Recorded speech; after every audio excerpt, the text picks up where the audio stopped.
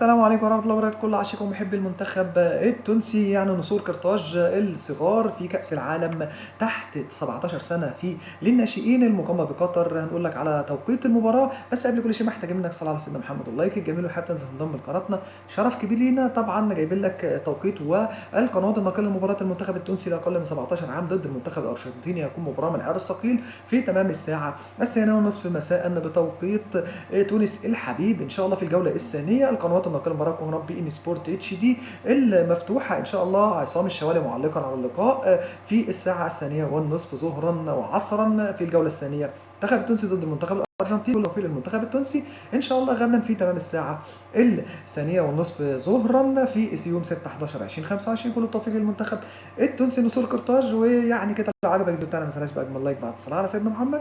هنجيب لك كل ما يخص المنتخب التونسي والكره التونسيه ان شاء الله.